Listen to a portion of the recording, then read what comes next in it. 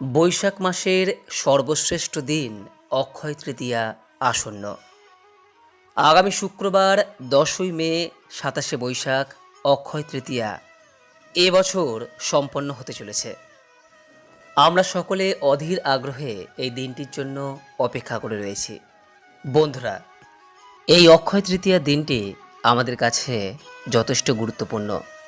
শাস্ত্র অনুসারে কোনো ব্যক্তি এই দিনে যে কাজ করে থাকেন সেটি অনন্তকালের জন্য অক্ষয় হয়ে থাকে।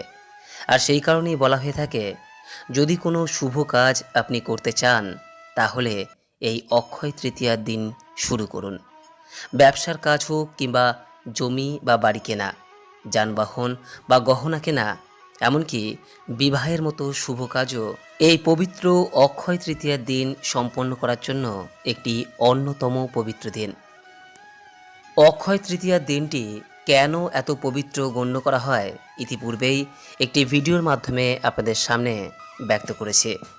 আজ এই ভিডিওর মাধ্যমে আপনাদের সামনে আলোচনা করব এই পবিত্র অক্ষয় তৃতীয়ার দিন আমাদের কোন খাবার গ্রহণ করা প্রয়োজন। এই পবিত্র অক্ষয় তৃতীয়ার দিনটি পালন করুন অথবা নাই করুন, কিন্তু এই অক্ষয় তৃতীয়ার দিনে অবশ্যই এই খাবারটি গ্রহণ করার চেষ্টা করুন।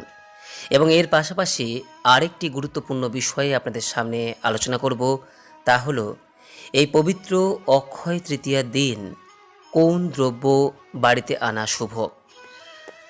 এই বিষয়টি বলা হয়ে থাকে যে এই অক্ষয় তৃতীয়ার দিন যদি আপনি বাড়ির বাইরে বের হন তাহলে কখনোই খালি হাতে প্রবেশ করতে নেই। এই দিন অন্তত সামান্য একটি দ্রব্য অতি অবশ্যই আপনাকে বাড়িতে নিয়ে যাওয়া প্রয়োজন। কারণ অক্ষয় তৃতীয়ার পবিত্র দিনে খালি হাতে গৃহে প্রবেশ করা একেবারেই অনুচিত। এতে গৃহের অকল্যাণ হয়। তাই বন্ধুরা, অক্ষয় তৃতীয়ার এই পবিত্র দিনে অতি অবশ্যই এই খাবারটি ভগবানের উদ্দেশ্যে প্রথমে নিবেদন করে তারপর আহার করুন এবং তারই সঙ্গে এই সামান্য একটি দ্রব্য নিয়ে গৃহে প্রবেশ করুন।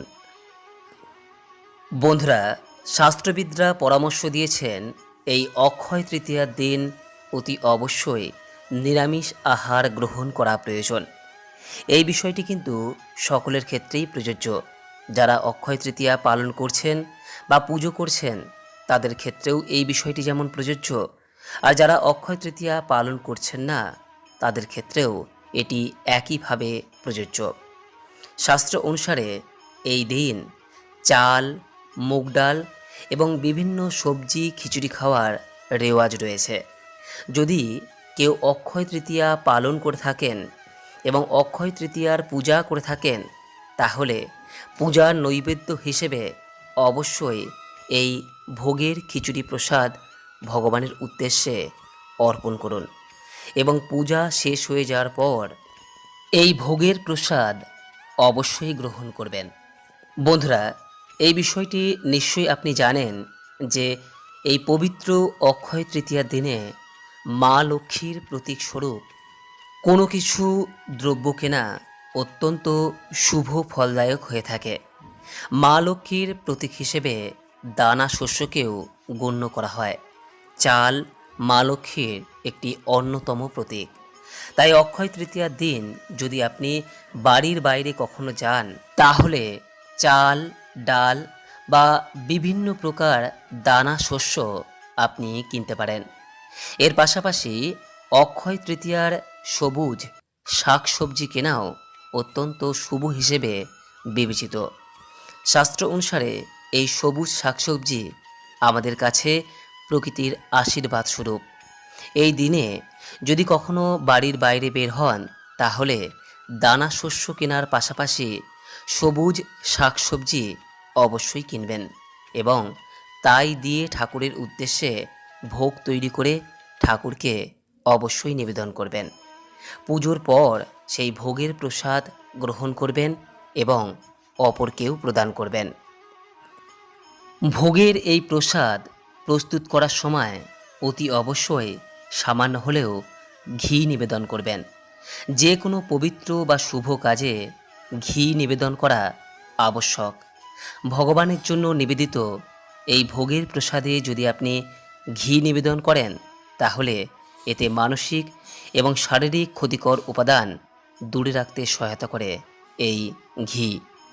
অক্ষয় তৃতীয়ায় তাই অতি অবশ্যই সামান্য পরিমাণ ঘি কিনে বাড়িতে আনুন এবং এই ঘৃত বা ঘি ঠাকুরের ভোগের প্রসাদে নিবেদন করুন এবং কিছুটা পরিমাণ অবশ্যই আলাদাভাবে সরিয়ে রাখুন। তা দিয়ে আপনি ঠাকুরের সামনে একটি ঘিয়ের প্রদীপ জ্বালান। যে কোনো পবিত্র কাজেই ভগবানের সামনে ঘিয়ের প্রদীপ জ্বালানো অত্যন্ত ফলদায়ক হয়ে থাকে। দ্বিতীয়ত যে বিষয়টির কথা বলবো তা হলো বন্ধুরা, যদি আপনি অক্ষয় তৃতীয়া পালন করে থাকেন বা কোনো দেবদেবীর পূজা করে থাকেন, তাহলে এই দিন আখের রস পান করে উপোস ভঙ্গ করার চেষ্টা করুন। বন্ধুরা, আখের রস পান করার কথা এই জন্য বলা হয়ে থাকে যে আখের রস আমাদের তাৎক্ষণিক এনার্জি প্রদান করে। তাই উপোস করার পর যখন সাধারণভাবে শরীর ক্লান্ত থাকে, সেই সময় এই আখের রস পান করলে শরীর সতেজ থাকে। তাই উপোস ভঙ্গের পর আখের রস পান করার কথা বলা হয়ে থাকে।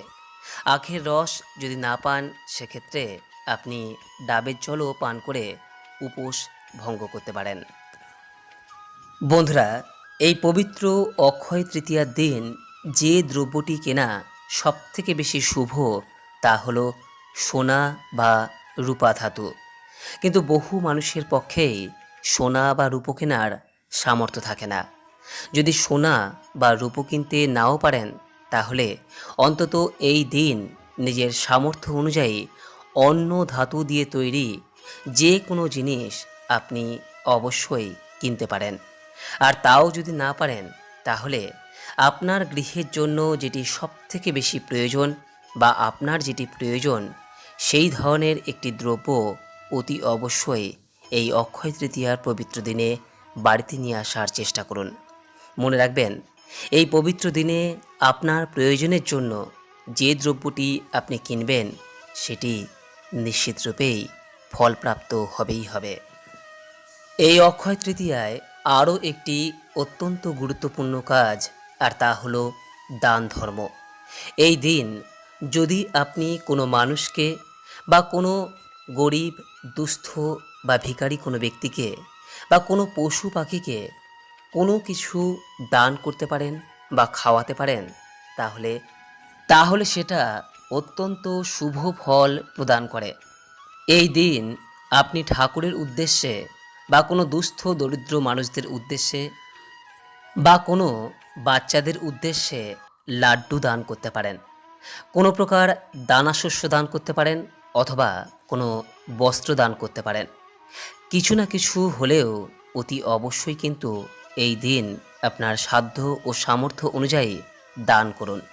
কারণ এই দান অক্ষয় হয়ে লেখা থাকবে চিরজীবনের জন্য। আপনি ঠাকুরের উদ্দেশ্যে যা তৈরি করেছেন বা আপনার নিজের খাওয়ার জন্য যা তৈরি করেছেন, তার থেকে সামান্য কিছু পরিমাণ আপনি এই দিন গরিব দুস্থ মানুষ বা বাচ্চা অথবা কোনো পশু পাখিদের উদ্দেশ্যে দান করুন। সর্বশেষ যে বিষয়ের কথা বলবো তা হলো, এই দিন যেহেতু একটি পবিত্র দিন এবং একটি সুন্দর দিন, তাই এই পবিত্র দিনে মিষ্টি মুখ করুন এবং বাড়ির সকলকে মিষ্টি মুখ করান। এইভাবে একটি সুন্দর সম্পর্কের ভিত তৈরি করুন। নিশ্চিতরূপেই সেই ভিত অক্ষয় হয়ে থাকবে। অক্ষয় তৃতীয়ার এই পবিত্র দিনটি আপনাদের খুব ভালো কাটুক, এই কামনা করে আজকের মতো ভিডিওটি এখানেই শেষ করলাম। নমস্কার, ধন্যবাদ। ঈশ্বর আপনার মঙ্গল করুক।